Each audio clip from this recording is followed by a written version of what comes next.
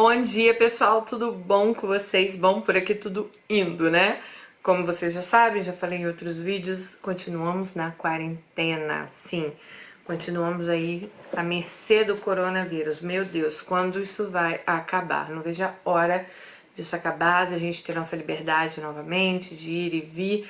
Eu tenho saído, como já falei pra vocês em outros vídeos, me acompanha lá no Instagram, @DaniDelanos. Continuo trabalhando, eu trabalho na Amazon e então assim, tenho trabalhado muito, começo às 3:30 da manhã todos os dias.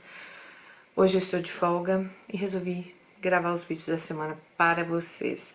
Mas mesmo saindo é da Amazon para casa, casa Amazon, Amazon para casa, então assim, né, cadê aquela nossa liberdade, né, de sair, respirar? Aqui nos Estados Unidos está chegando nosso tão esperado verão. E espero que isso tudo até lá esteja over, acabe tudo, para que a gente possa, eu, você, todo mundo, viver dias melhores aí, sem tanta preocupação, sem tanta angústia, que eu sei que vocês passam, e eu também estou passando, óbvio. Bom, vamos à história de hoje. Dani, tenho acompanhado o seu canal através do canal da Dani Bogione. Ah, obrigada, amor. Dani Bogione, minha querida amiga. São tantas histórias da vida que eu assim acho que nenhuma se compara à minha história, que mais parece um filme de terror. Bem, vou começar fazendo uma prévia da minha chegada a esse mundo. Eu nasci numa família bem desestruturada, onde meu pai era bem mais velho que a minha mãe. Foi um casamento arranjado, era uma família de turcos. Meu pai batia muito na minha mãe, além de traí-la com diversas mulheres. Eles tiveram 5 filhos, eu sou a caçula. Logo que eu nasci, eles se separaram por imposição do meu avô materno, que não admitia mais tantas brigas, pois morávamos no mesmo quintal. Meu pai foi embora, levando meus 3 irmãos maiores, ficando com a minha mãe apenas eu com 6 meses e meu irmão de 2 anos. Tive uma infância difícil, com muitos maus tratos da família, inclusive da minha mãe, e muita pobreza envolvida. Nasci em Duque de Caxias, no estado do Rio de Janeiro, e assim que enxerguei que era hora de cuidar de mim, aos 17 anos eu saí de casa e me mudei para um quarto alugado na Zona Sul. Eu já trabalhava nessa época. Essa empresa que eu trabalhava tinha algumas filiais pelo Brasil, e lá eu conheci meu primeiro amor. Ele era chefe do departamento pessoal em Curitiba, e eu secretária do chefe no Rio de Janeiro. Ele era 10 anos mais velho que eu, separado, e tinha um filho de 6 anos. Namorávamos por telefone e telex durante 8 meses, até que ele veio ao Rio me conhecer. Veio por uma semana, eu consegui adiantar minhas férias e fiquei com ele hospedada no Hotel Copacabana Palace. Foi uma semana de sonho e muito amor. Ele teve que partir e seguimos nossas rotinas. Naquele momento eu estava mais apaixonada do que nunca. Nos falávamos todos os dias e várias vezes por dia. Ele foi meu primeiro homem em relação a sexo. No ano seguinte ele conseguiu vir passar o carnaval comigo e novamente fiquei hospedada com ele, dessa vez no Guanabara Palace. Ele era muito gentil comigo e se mostrava muito apaixonado, tanto quanto eu. Dessa vez ele contou que tinha sido transferido para um canteiro de obras de uma das construções que era no interior do Paraná. Era uma obra de 2 anos e ele foi convidado para cuidar das finanças dessa obra. Me disse que não suportaria ficar sem mim e me convenceu, em nome da nossa paixão, a ir para lá com ele. Bom, ele era meu amor, né? Eu nessa época tinha 18 anos e claro que eu fui. Eu pedi demissão, larguei família, amigos e fui embora para Curitiba encontrá-lo. Ele morava sozinho num apartamento de sala, quarto, fiquei com ele nesse apartamento por 15 dias e partimos para o canteiro de obras. Fomos de carro, ele tinha na época uma caminhonete F1000. Lá no canteiro, de imediato, ele mandou os peões construir uma casa para nós, que ficou pronta em uma semana. Eram casas pré-fabricadas. Logo nos mudamos para lá. Era um bairro de muita construção e logo consegui um emprego como secretária em um dos canteiros de obra lá. Eu estava vivendo um conto de fadas com ele, era tudo maravilhoso. Depois de 5 meses eu descobri que eu estava grávida e por conta disso eu fui demitida. Na época eu recebi uma boa indenização. Lembro que usamos o dinheiro para comprar um carro mais novo. A partir daí, apenas ajudava ele na contabilidade da obra. Então tudo começou a mudar. Ele passou a sair para a obra e sempre chegava tarde em casa. Às vezes tinha que ir para Curitiba resolver questões da obra, ia na sexta e voltava na segunda. Eu ficava sozinha em casa, grávida. Sentia que ele estava mudando, ele já não era tão atencioso comigo e praticamente ele só me via à noite. Imaginei que fosse por causa da gravidez, que ele poderia estar assustado por ser pai de novo e que já não, talvez não me achasse tão atraente por causa das transformações no meu corpo. Mas fiquei bem triste com isso. Eu era uma menina muito ingênua, eu tinha medo de tudo. Pois bem, num dia de domingo, eu já estava com 4 meses de gravidez, eu estava preparando o almoço, ele estava do lado de fora e eu recebi uma visita. Era a ex-esposa dele junto com um filho pequeno. Fiquei assustada com o ar de superioridade dela me afrontando e dizendo que eles tinham voltado. Eu fiquei olhando e ouvindo aquilo tudo sem entender. Ela abriu minha geladeira, começou a tirar as coisas de dentro e começou a jogar minhas coisas de dentro da geladeira para o quintal, dizendo que se na casa dela não tinha aquilo, na minha também não teria. Eu fico pensando que ponto uma mulher chega. Fia,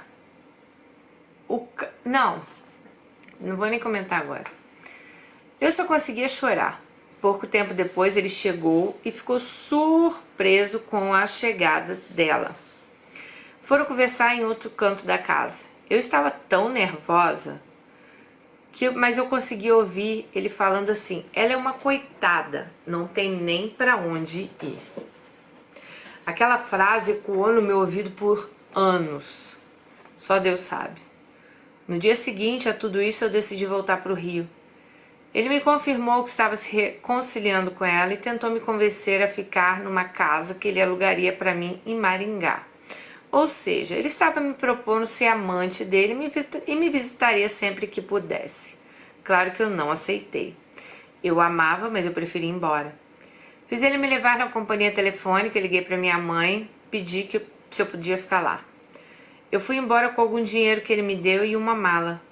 Foram muitas horas de viagem no ônibus, regados de muito choro e lágrimas. Chegando na casa da minha mãe, ela e minhas tias tentaram me convencer a abortar. Brigamos muito. Eu jamais ia abortar meu bebê. Meu tio me arrumou um emprego numa loja de móveis dele, e assim eu fui tocando minha gravidez.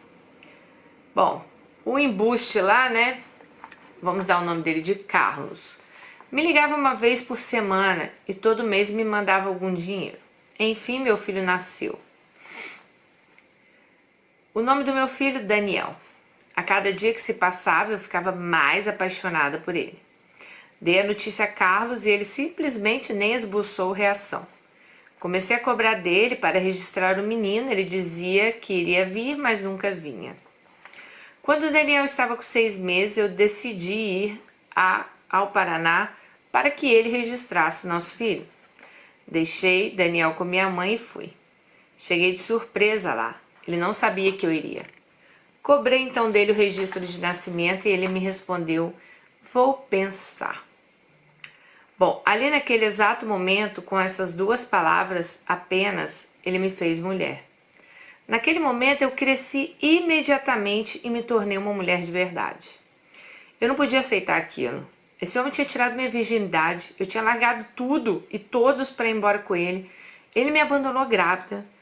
Não, definitivamente não. Parece que um demônio se apoderou de mim e eu comecei a bater nele. Sério, bati mesmo.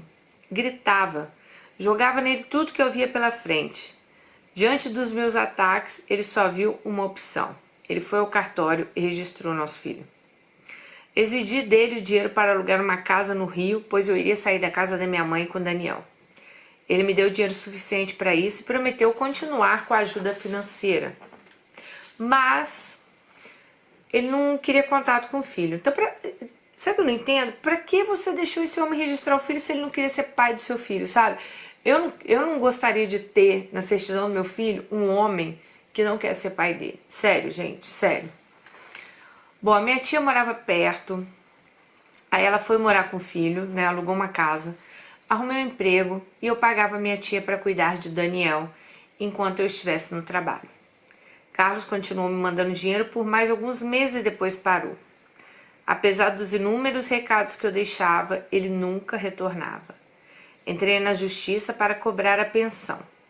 Depois de algum tempo, consegui receber uma pensão mensal e depois de alguns meses recebi uma bolada grande, pois a pensão era descontada em folha e ele havia sido demitido. Recebi um percentual forte em cima da rescisão.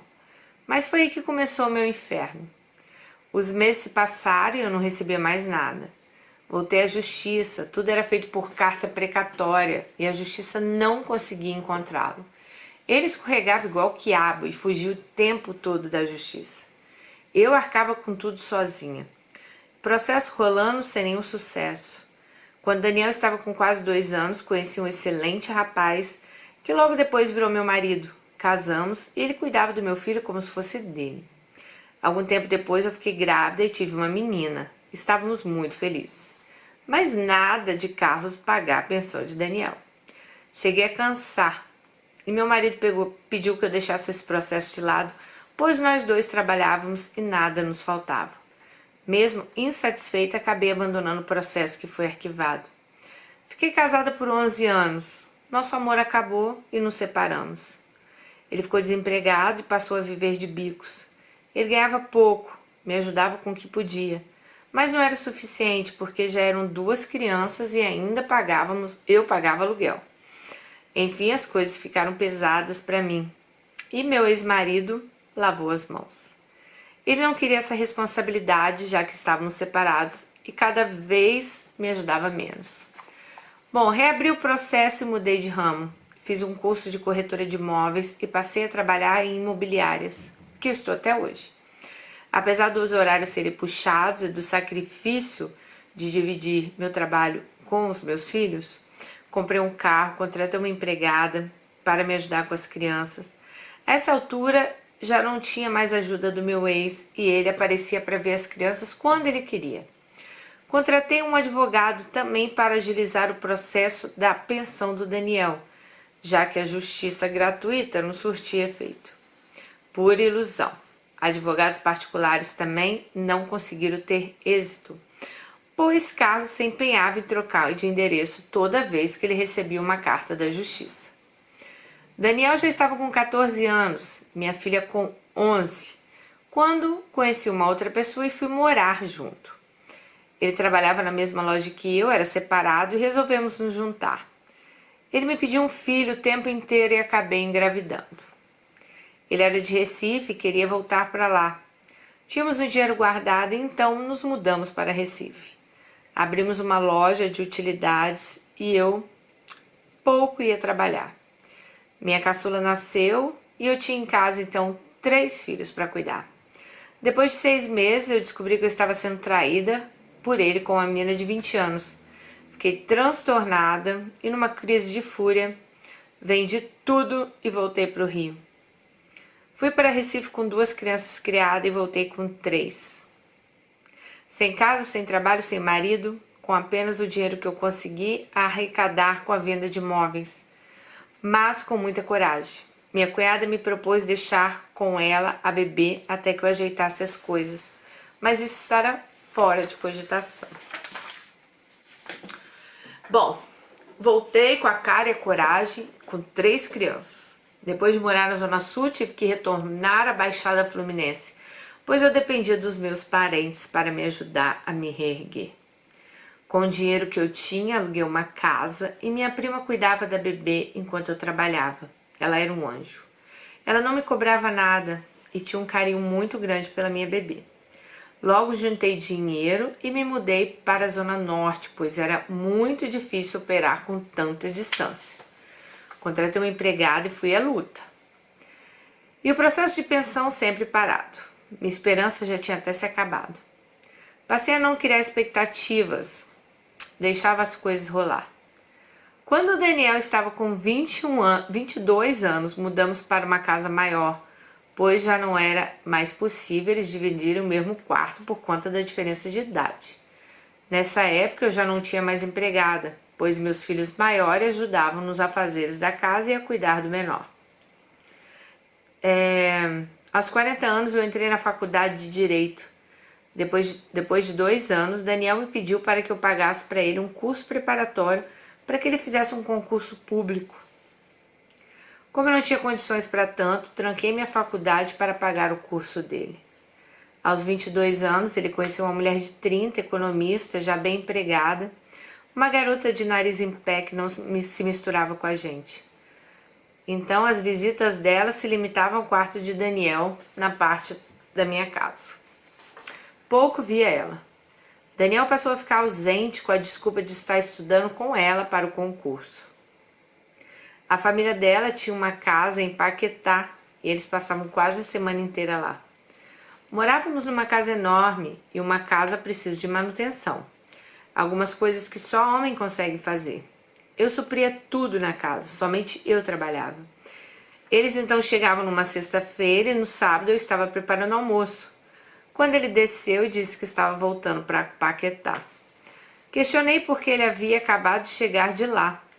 Então começou uma séria discussão onde ele me deu várias respostas atravessadas, dizendo que eu não deixava ele em paz para estudar.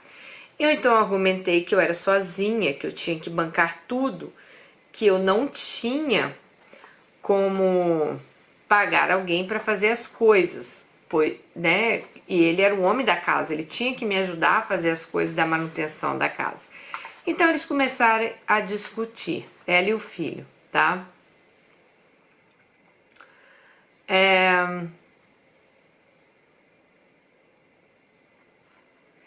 A discussão então aumentou, ele começou a gritar comigo, eu disse para que ele me respeitasse ou iria meter a mão na cara dele. Então ele me respondeu que se eu metesse a mão na cara dele, ele iria meter na minha também. Aquilo para mim foi o fim.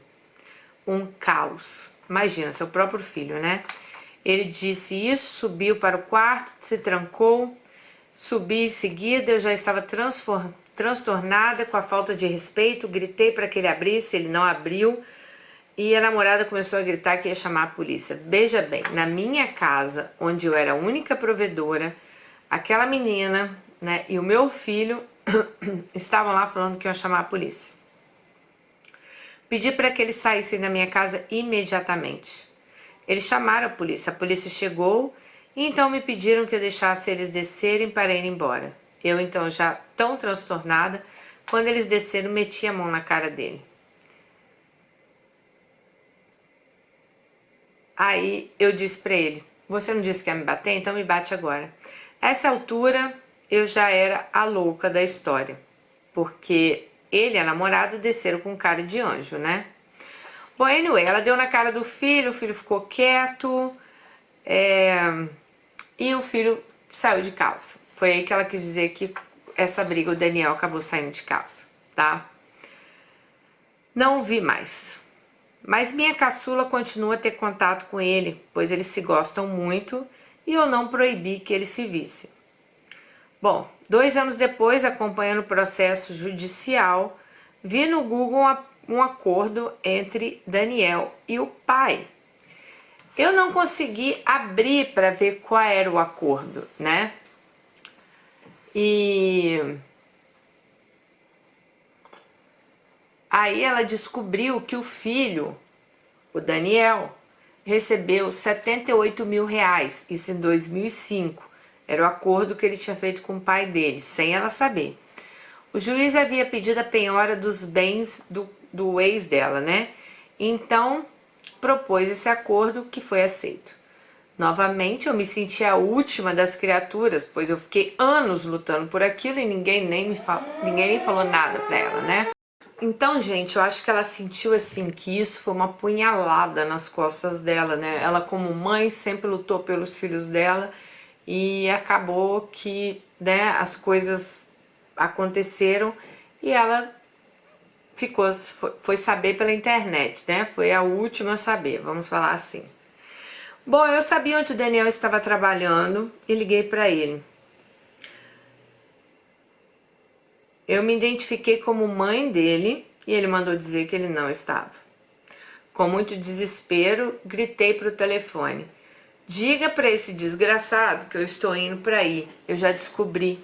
Ele é um ladrão safado e eu vou arrebentar a cara dele com porrada. Eu fui. Quando cheguei, disseram que ele não estava. Fui para casa à beira de um colapso. Nem sei como sobrevivi a isso. Chorei o resto do dia, por todos os dias seguintes sem parar. Entrei em depressão. Eu não conseguia dormir, não tinha nem forças. Eu mal tinha forças para trabalhar. Pouco tempo depois, recebi uma intimação para ir à delegacia depor. Eu nem imaginava do que se tratava, e pasme. Daniel deu queixa contra mim por injúria, difamação e ameaça. Chorando, contei à investigadora todo o ocorrido e foi feito meu depoimento. Isso acabou virando um processo judicial. Devo lembrar que, a essa altura, ambos já estavam trabalhando em órgãos públicos. Ele no tribunal e a namorada no Ministério Público. Bem, no dia da primeira audiência, acabei chegando atrasada por conta de compromissos profissionais e o pregão já tinha acontecido. Justifiquei meu atraso e fiquei aguardando a próxima audiência. Ela aconteceu 4 meses depois. Minha filha mais velha foi comigo. Lá no corredor de espera estavam Daniel, um advogado, e a namorada. Logo eles foram chamados. Em nenhum momento Daniel olhou para mim. Ele entrou de cabeça baixa e assim permaneceu o tempo todo. Logo o juiz deferiu minha sentença, informando que o Ministério Público me condenou ao pagamento de 24 cestas básicas e que isso poderia ser revestida em horas de trabalhos comunitários. Me levantei já com os nervos à flor da pele e falei: como assim? Eu gero a pessoa, sustento, cuido dela por 23 anos, essa pessoa me desrespeita, me rouba, me arrola um processo e eu sou condenada? O que é isso? Me dirigi ao meu filho e disse: olha, Daniel, me diga o que é isso. Ele cabisbaixo, sem falar nada. Então, o advogado dele começou a falar um monte de besteiras e de uma vez eu perdi novamente o controle. Nada me importava mais, nem mesmo o fato que eu poderia ser presa. Mandei o advogado calar a boca e disse aos berros que ninguém ali presente poderia imaginar o que eu passei todos esses anos. Me dirigi a ele, puxei o cabelo de Daniel para um rabo de cavalo que ele estava e gritei: olha para mim, me diga, por que você está fazendo isso? E comecei a ter uma crise de tremedeira. Bom, Jesus.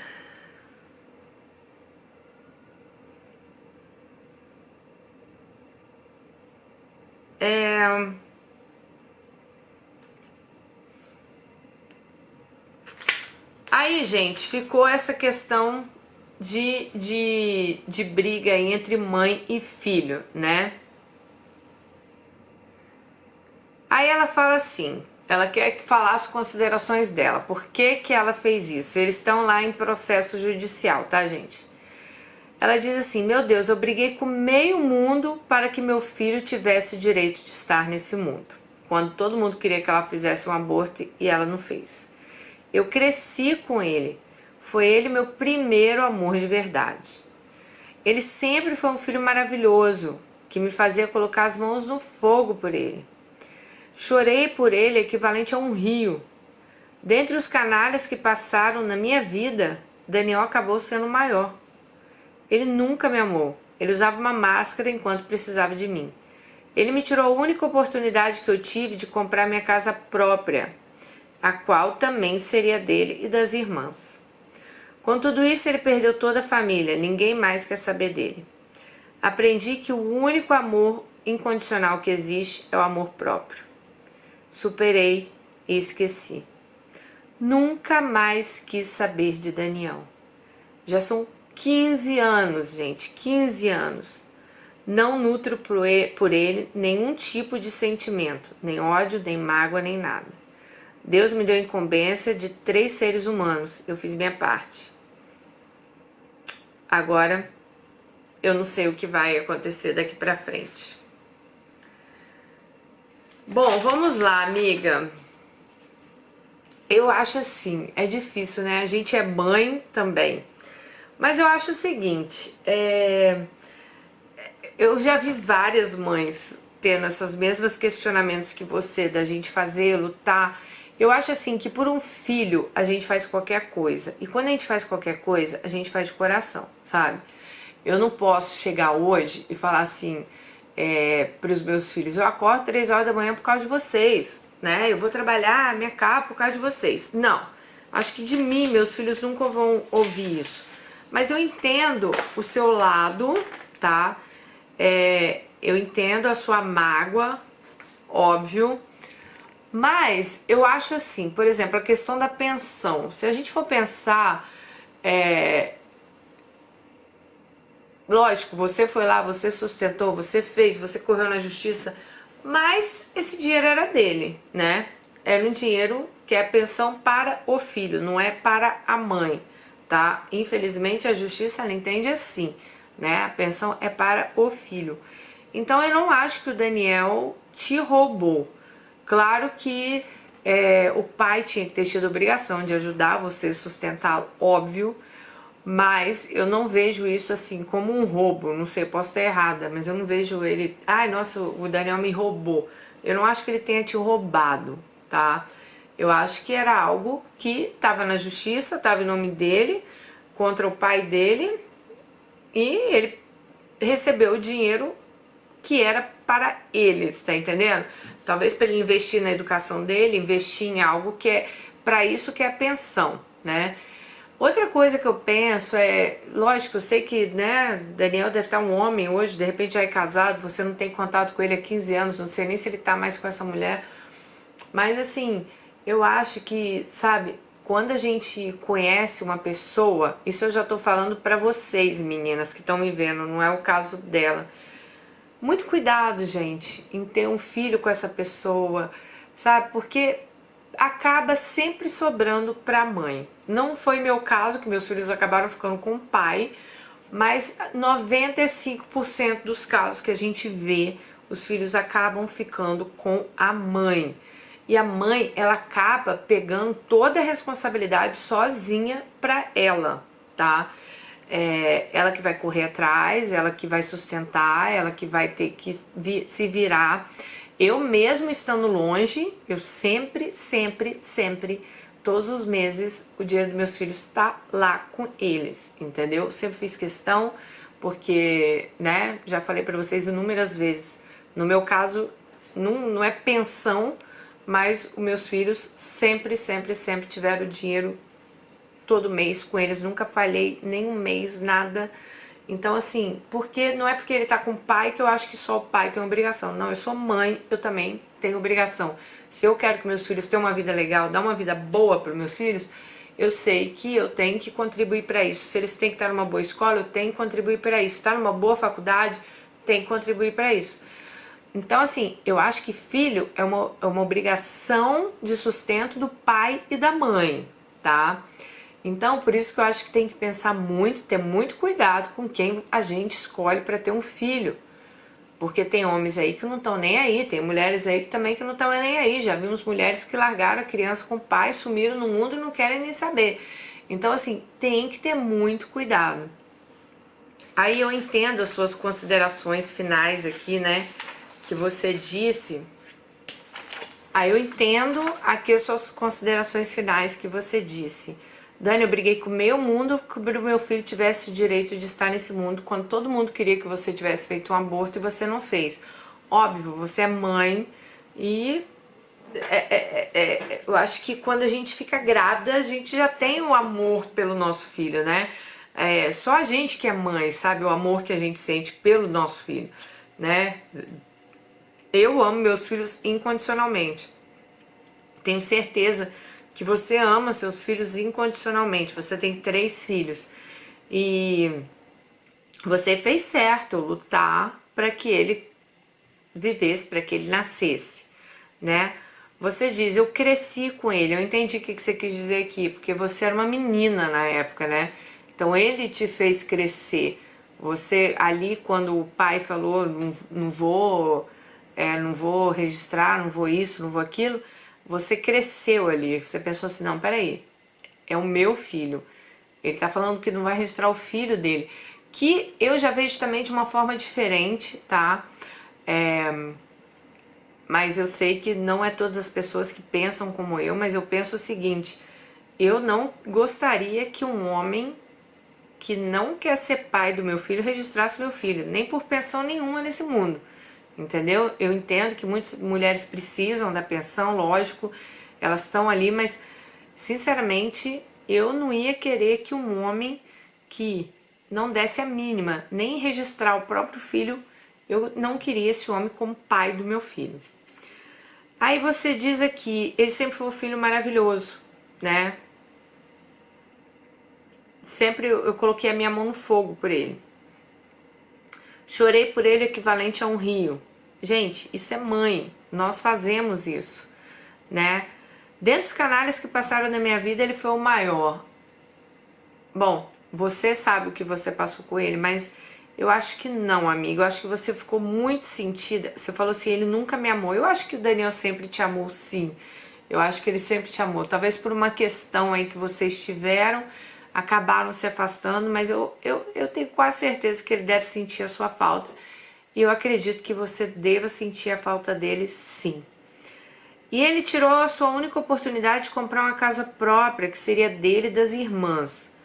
Gente, aí eu acho o seguinte, lógico, você correu atrás, você sustentou, isso é obrigação de pai e mãe, tá? Se o pai dele não fez isso a vida inteira, não é culpa do Daniel, né? Foi má escolha nossa, né? Vamos lá, nossa eu digo assim, má escolha da mulher que acreditou lá no canalha e o cara acabou não ajudando em nada. Mas aí você fala, das irmãs, as irmãs do Daniel, que eu entendi que não são filhas do pai do Daniel, tá? Apesar que eu acho que, óbvio, a casa seria para todo mundo, mas devemos, se a gente for pensar numa parte assim de lógica, peraí, esse dinheiro veio do pai do Daniel. É um dinheiro, então, que o Daniel poderia investir na educação dele. Igual, eu penso assim, eu dou dinheiro para os meus filhos para ajudar na educação deles, né? Para ajudar na vida deles. Então, se a gente for pensar nessa lógica, eu penso que o dinheiro era para o Daniel, né? Já que o pai é o pai dele. O pai das suas filhas teriam também que ajudar a elas ter a segurança delas, com uma casa própria, tudo. Eu penso assim, tá, gente? Pode ser que eu esteja errada, mas eu sou meia fria mesmo, meia calculista nessas horas, mas é assim que eu penso.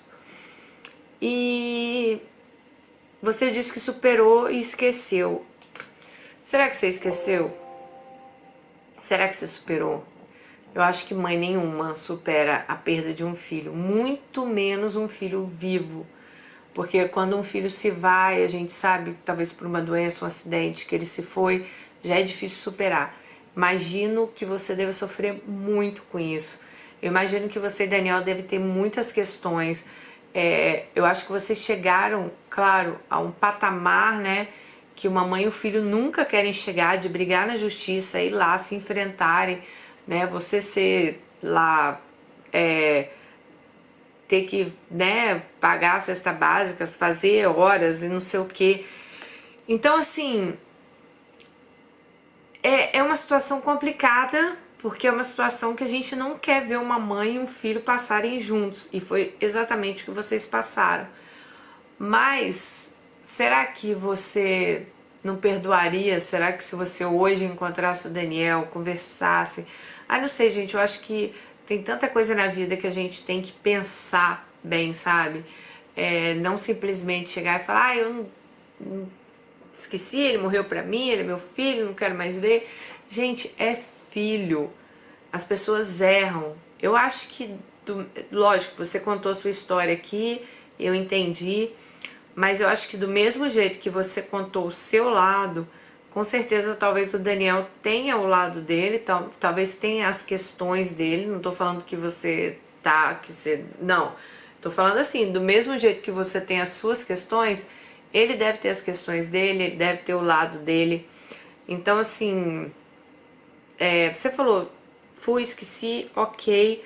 Mas é triste, né, a gente ler isso, porque eu sou mãe e eu acho que se o Bruninho, a Melina virasse as costas pra mim, acontecesse tudo que aconteceu com você, nossa, eu ficaria muito também, muito triste.